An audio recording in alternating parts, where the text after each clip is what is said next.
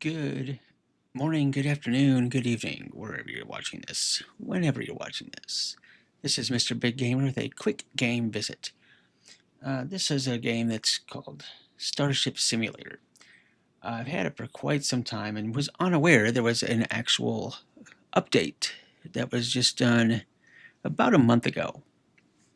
I dove into it just a little bit just to make sure it was still functional slightly.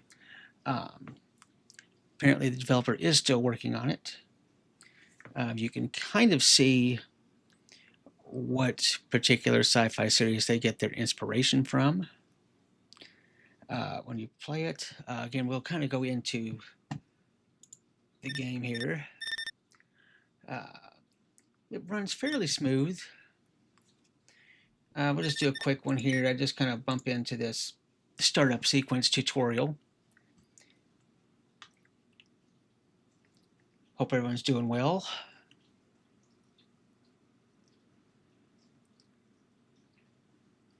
It does take a while to initialize and do the initial load of this particular vessel. Welcome to the Magellan-class Cold Start training module. My name is Ava. I'm the UN Space Fleet's AI voice assistant. In this module, we will review the correct procedure for starting up the ship's fusion reactor and then supplying power to the vessel. The ship is currently in a cold and dark state, so for your safety, I have taken the liberty of turning on your torch for you. To begin, follow the waypoints on your HUD to the lower floor of the reactor room.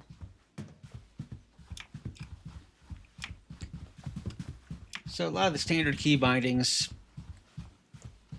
for sprint, run, all that kind of stuff. As you can see, the reactor is offline, and none of the ship's crap. systems are powered. Our first task is to provide power to the engineering decks, so let's make our way to the start capacitor's room. Follow the waypoints on your HUD to the startup distributor. So, let's see here. Oop, there we go. And they've kind of done it sort of a neat thing that, like, at least I think it's kind of neat. Might be kind of cheesy, but since they still have a lot of stuff under development, they're making it look like the ship is under construction. You'll see barricades and little workbenches and stuff set up around the place. As its name suggests, the startup distributor routes energy from the start capacitors to the engineering decks, and also provides the reactor with the power it needs to create the initial fusion reaction. You'll notice the device is already powered because the start capacitors are fully charged. Let's go ahead and get some lights on by connecting all of the breakers. Start with the G-deck breakers, as indicated.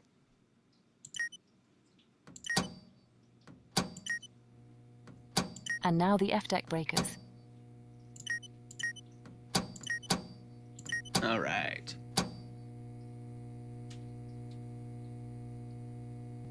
You can hear the ship starting to come alive.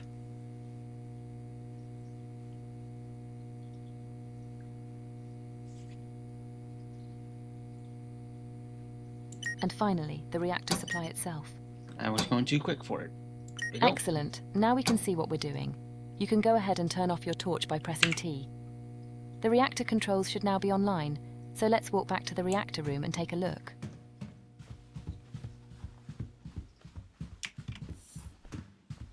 Hope everything's showing up well for everybody. This console displays the reactor's vital information and provides you with full control over the reactor and its subsystems.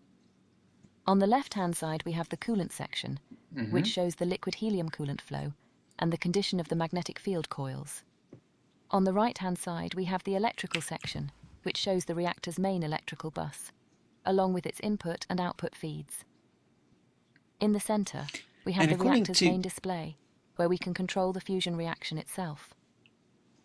As you can see from all of these alarms, it would be impossible to initiate a stable fusion reaction under the current conditions, so let's fix that. The first thing we need to do is supply power to the reactor's internal bus, so go ahead and switch the reactor to startup mode. Great. Now that the reactor has power, we can activate the vacuum pump to start purging the confinement chamber. The chamber pressure should now be dropping. Yep. To sustain a fusion reaction, we need an internal pressure of less than 10 nanopascals. While we wait for the confinement chamber to reach its target pressure, let's take care of the reactor's fuel and coolant supplies. Exit the reactor room via the door behind you and follow the waypoints on your HUD to the cryogenic storage room. All right, we can head that way. These storage tanks hold all of the cryogenic fluids that are used to both fuel and cool the reactor. All 4 tanks are currently empty, so our first task is to begin the filling process. You'll see these all over the ship. Let's start with the helium coolant. Work in progress. Head behind the storage tanks to access Things the still helium function, cryocooler. but they're just not completely assembled yet.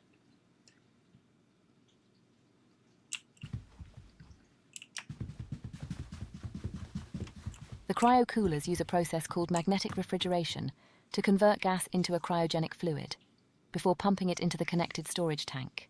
Start up the helium cryocooler now by using... Excellent. Now if you turn around, you'll find the helium refill valve located on the back wall. These valves control the flow of gases harvested by the ship's gas collection hardware, which is located on the underside of the forward hull. Go ahead and open the helium supply valve now to begin If you turn around again and inspect the display screen connected to the helium tank, you should be able to confirm that the tank is now filling with fluid. We now need to perform the same sequence of events for the other 3 tanks. Helium-3 is the first of 2 fuels used in the fusion reaction. As before, power up the device using its user interface. And now open the helium-3 refill valve behind you. Next, we need to start filling the 2 deuterium tanks, so let's head over to the other side of the room. Deuterium, also known as heavy hydrogen, is the second of the 2 fusion fuels. We store double the amount of deuterium compared to helium-3, because deuterium also fuels the reactor's neutral beam injectors. As before, turn on the first deuterium and now the first deuterium refill valve behind you. Next, turn on the second deuterium cryocooler. And now the second deuterium refill valve. Okay, perfect. All 4 storage tanks should now be filling with cryogenic fluids. For our next task, we now need to engage the cryopumps in order to start supplying the reactor with everything it needs. Open the deuterium outflow valve to begin supplying fluid to its connected cryopump. Next, power on the pump itself using the button indicated on its user interface. Excellent. That's half of the fuel mix taken care of. Now head over to the helium-3 tank. As before, begin by opening the helium-3 outflow valve. And now engage the helium-3 cryopump. Perfect. All we have to do now is take care of the coolant flow. Now open the helium outflow valve. And finally, power on. There we go. The reactor is now being supplied with all the fuel and coolant it needs.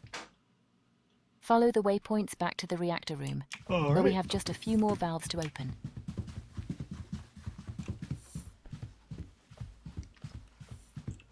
To complete the coolant loop, open the helium inflow valve to start flowing coolant.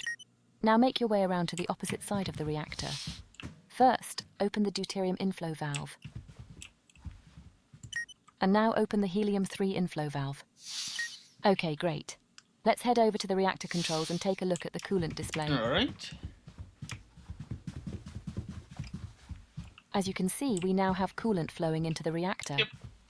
This has begun the process of cooling down the magnetic field coils, which must reach temperatures below 20 Kelvin in order to become superconductive. Okay, the temperatures look good. You can now power up the field coils. With a solid vacuum established, the field coils powered up, and fuel flowing into the reactor, you are now free to initiate the fusion reaction. Congratulations! You have now successfully started the fusion reactor. For safety, the reactor automatically starts up at only 10% of its rated power. This means high voltage systems, such as the FTL drive, will be underpowered until you increase the reactor output. Let's resolve that now. Increase the power level to 100% using the indicated controls. All right, that's what you say so. You'll notice that you can increase the power beyond 100%, you can kind of... but doing so for an extended period will overheat the reactor, causing damage and forcing an uncontrolled shutdown. Okay, we now need to provide power to the rest of the ship. With the reactor now powering itself. Perfect. If we now head around to the opposite side of the reactor output distributor should now be powered up. Yep. This device distributes the reactor's output to the ship's high voltage systems, which are in fact the only systems powered directly by the reactor. The rest of the ship is powered by 48 individual battery arrays, which we now need to begin charging using the reactor's output. Go ahead and connect all 5 of the output breakers here.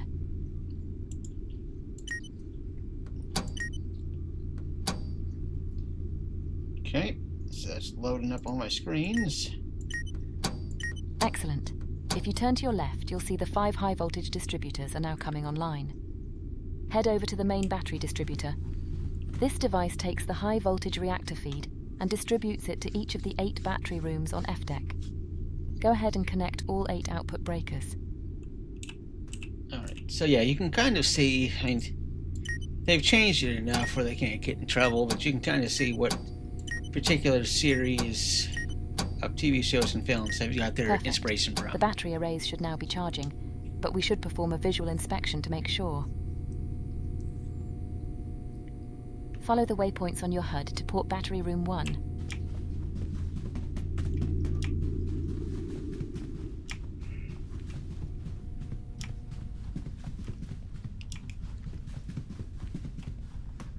The electrical supply on Magellan-class starships is divided into 4 isolated quadrants: forward, aft, port, and starboard. For increased redundancy, each quadrant is powered by 2 physically isolated battery rooms just like this one. Should the battery arrays in one room cease to function for any reason, the arrays in the second room will continue providing power to that particular quadrant. Similarly, power to one quadrant can be lost entirely, without impacting the supply to the remaining 3 quadrants. Makes sense. Okay, let's take a look at one of the individual battery arrays. On the left-hand side of the user interface, you have controls for managing the input and output breakers. And in the center, you have controls and information relating to this array's 10 solid-state battery cells. If we did everything correctly, all of the cells should now be slowly charging up. For the next step, we now need to connect each of the 8 battery rooms to the ship's electrical grid. This task will take us into the ship's labyrinth of maintenance tunnels, so be sure to watch your head. Follow the waypoints on your HUD to port battery aggregator 1.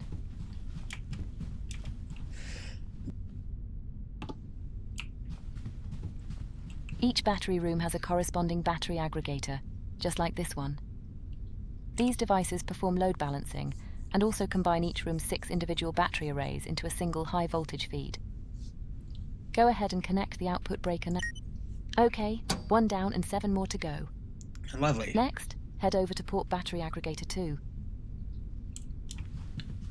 As before, connect this aggregator's output breaker. That takes care of the port battery rooms. Let's make our way to the forward quadrant next.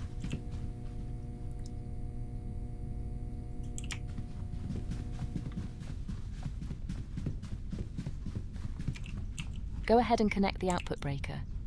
And the same again on forward battery aggregator 2. Okay, onwards to the starboard quadrant. Yeah, a lot of work to start up this starship, man.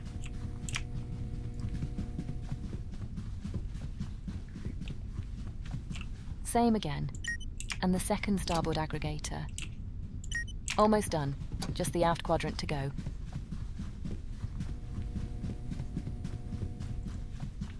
Getting my workout today. Connect up the first up, and finally the second aft aggregator. Stuck on the wall. Okay, perfect. All 48 of the ship's battery arrays are now connected to the electrical grid. Good. All we have to do now is supply power to the ship's remaining decks, and then perform a few cleanup tasks. We can do most of that from the reactor room, so let's head there now. Follow the waypoints on your HUD to the forward deck distributor.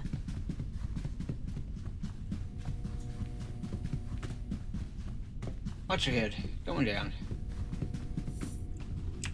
Alright.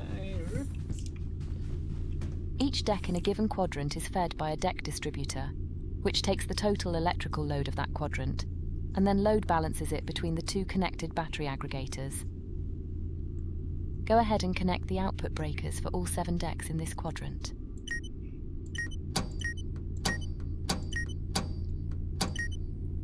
Okay, now head over to the starboard deck distributor and do the same. Alright.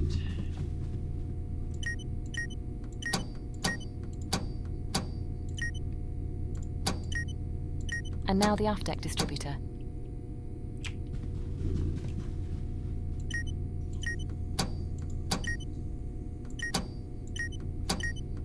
And finally, the port deck distributor. Okay.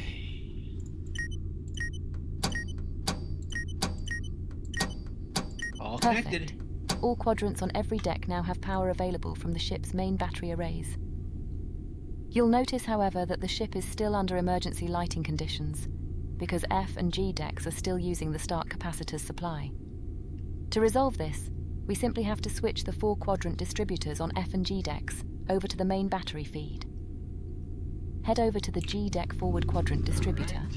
Each deck has 4 of these devices, 1 for each quadrant. They are fed by the corresponding deck distributor. Go ahead and switch. That's better. Now we can really see what we're doing. Got light. Now head over to the starboard quadrant distributor and do the same. And now the aft quadrant distributor.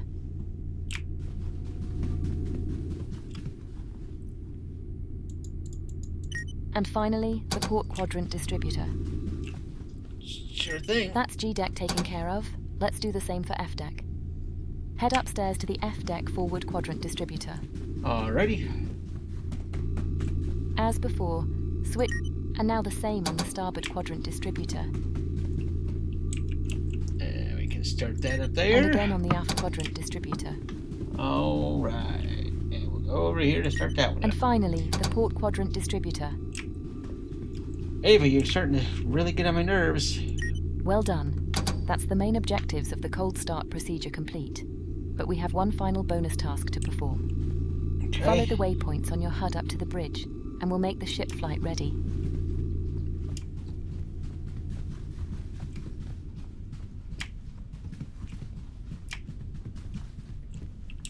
So, lower habitation.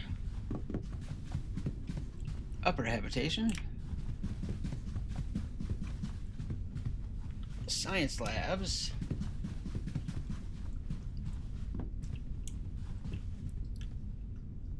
And what looks to be the main deck and security. Okay.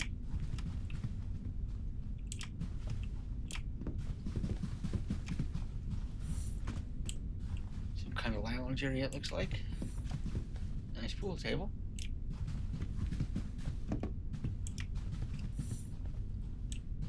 Okay, just random cat. Right. The lights and bridge systems are still turned off, so let's bring everything online. Head over to the A deck distributor in the engineering. Now go ahead and turn on the bridge lighting. I'll wait if I can see where I'm at here. There we go. Okay. Bridge lighting connected. And now power up the bridge systems. Okay, Bridge systems there we go. up. You have successfully started the fusion reactor, routed power to all of the ship's decks, and brought the bridge online into a flight-ready state. Oh, good. This concludes the Magellan-class Cold Start training module. Good luck, and I hope you'll join me again in future training modules. So let's just do a quick look here at what we got in the bridge here. We got the display set up here. We'll sit in the chair here.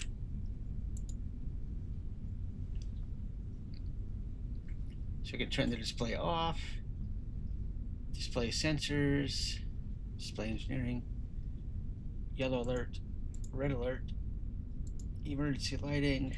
Oh, disco mode.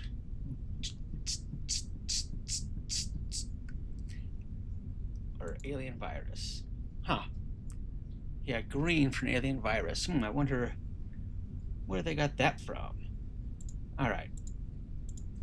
There we go. Okay, so we're going to stand up here. We'll finish looking around the deck here. Okay.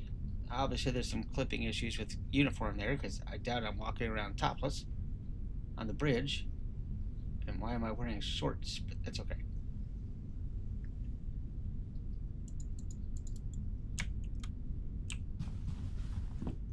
Okay, so this looks like the sensors. Let's see if these things are working here. It looks like they are, sort of. Long range, you got all these. Medium range.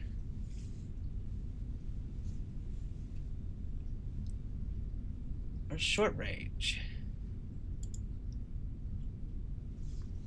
So it looks like you can go to So you can run scans.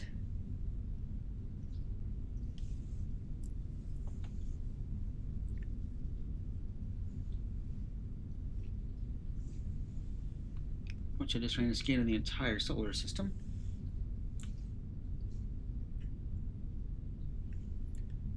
Okay. So if you do that, you can send that to the helm, I guess. Okay, so we'll stand up here. Comms is still under work. There's our navigation.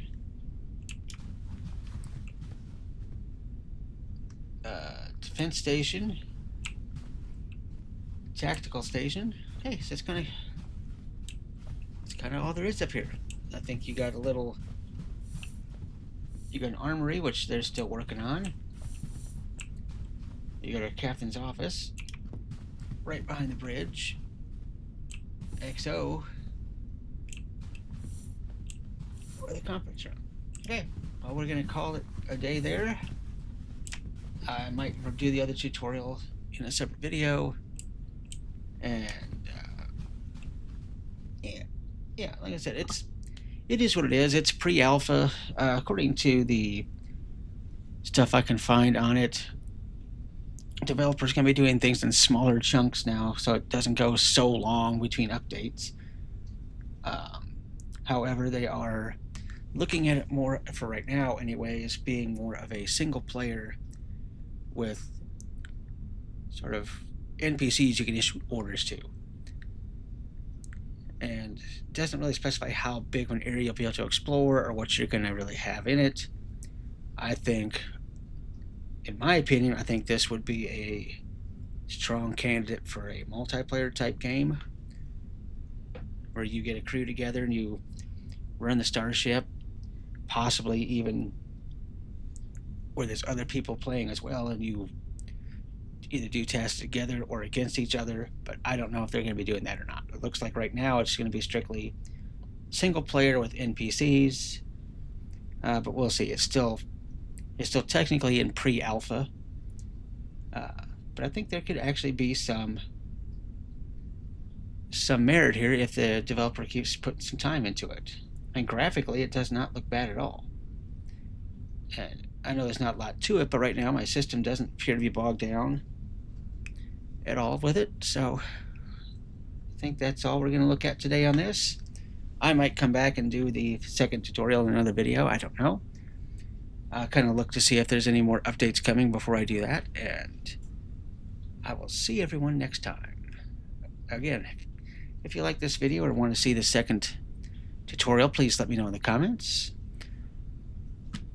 And let me know if you kind of agree or disagree with where you think most of their inspiration came from for this particular design. I will see you all next time.